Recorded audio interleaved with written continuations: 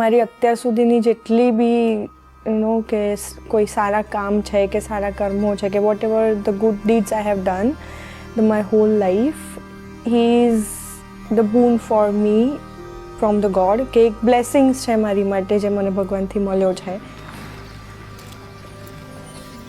That's what I feel for him and his role for me in my life is like he is my second father. ये दिल मासूम था सफर आजाब सा कहीं न दिल लगा अब जो पाया है तुझको जरा मेरा तो साथ देना कदम जो रुके तो मेरा हाथ तुम थाम लेना. જ્યારે એને ફર્સ્ટ ટાઈમ જોઈ ને એ વખતે તો like she was very strong at that point of time કે એ મારી લાઈફમાં આવ્યા પછી મને મારી રિસ્પોન્સિબિલિટીઝ જે હતી ને એ ખબર પડી એકચ્યુઅલી. એ મુમેન્ટ પર એક મને એવું ફીલ થયું કે કદાચ મને આ વ્યક્તિ સાથે પ્રેમ બી નહીં થાય ને but he force me to love him. That was the best thing for me કે કોઈ સ્વાર્થ નથી. એ માણસ સાવ અજાણ્યો હતો મારી માટે. બસ એને એવું હતું કે એ મારી ઇન શોર્ટ કે એ જે હું પ્રોબ્લેમમાં હતી ને એ મારી તકલીફ એને મહેસૂસ કરી અને એ જીવ્યો મારી જોડે એ વસ્તુ અને એને મને સપોર્ટ કર્યો. તો એ મુમેન્ટ હતી કે ઓકે મને પ્રેમ નહીં હોય ને બટ મને જે રિસ્પેક્ટ છે ને આ માણસ માટે અને જે વસ્તુ એ મારી માટે જેટલા એફર્ટ જે કરે છે ને કદાચ હું એની સાથે એ વસ્તુને લઈને આખી જિંદગી હું કાઢી શકીશ.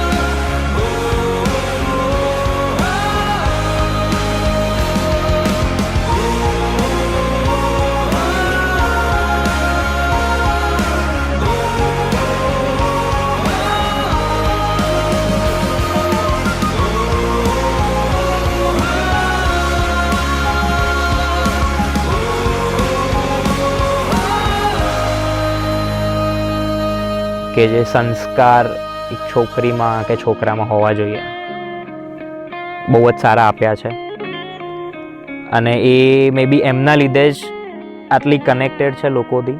અને એક પ્રોમિસ આપું છું કે જ્યાં બી જઈશ જે ઘરમાં જઈશ એ ઘરમાં તમારું ને મમ્મીનું નામ કોઈ દિવસ નીચું નહીં પડવા દઉં. તમારા સંસ્કાર ક્યારે નીચા નહીં પડવા દઉં.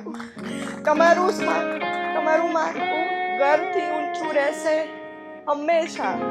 પૂજન મારો ભાઈ એને ના ભૂલી શકું. આઈ લવ યુ સો મચ. બેટા ગોડ બ્લેસ યુ.